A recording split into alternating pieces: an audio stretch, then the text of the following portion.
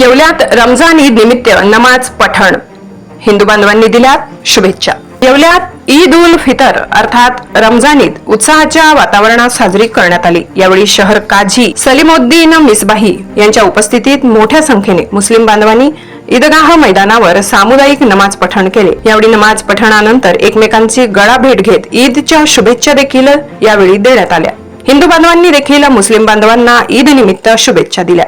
ये रमज़ान का महीना 2024 का भी जो गुज़रा है, पूरी दुनिया के मुसलमानों ने इस रमज़ान के मुबारक महीने में एक महीने के पूरे रोज़े रखे। मुसलमान रोज़े क्यों रखता है?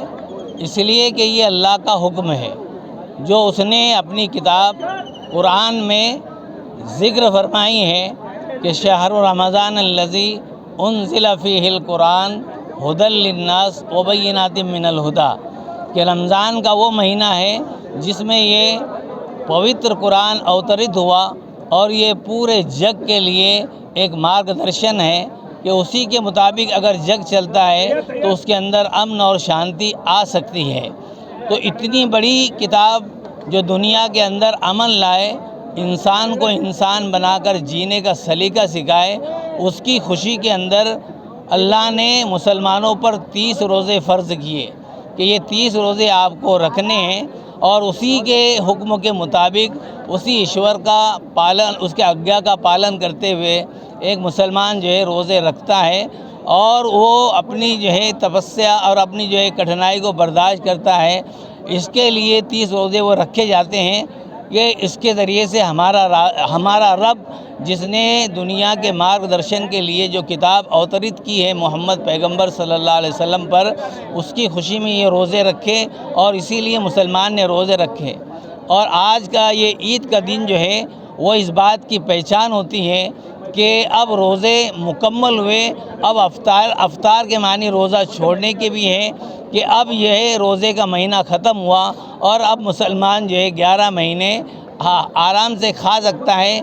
ये जो पाबंदियाँ थी उसके ऊपर ये ख़त्म की जाती हैं और उसी की खुशी के अंदर मुसलमान जो है ये ईद मनाता है और एक दूसरे को जो है मुबारकबाद देता है, एक दूसरे के गम में शरीक होता है।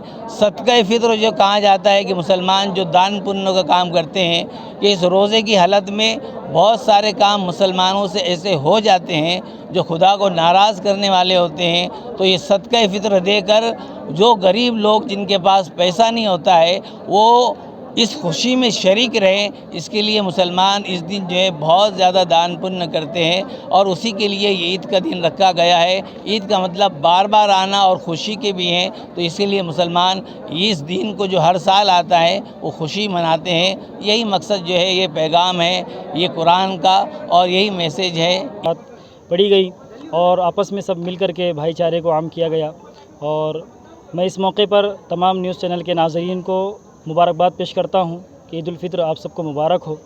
और इसके सबब अल्लाह रब्बुल इज़्ज़त पूरे हिंदुस्तान, हमारे मुल्क में और बिलखुसूस हमारे शहर में अल्लाह रब्बुल इज़्ज़त अमन अमान अता फ़रमाए, इसकी हम दुआ करते हैं। और तमाम हमारे नाज़रीन को हम फिर एक मरतबा ईद उल फित्र की मुबारकबाद पेश करते हैं।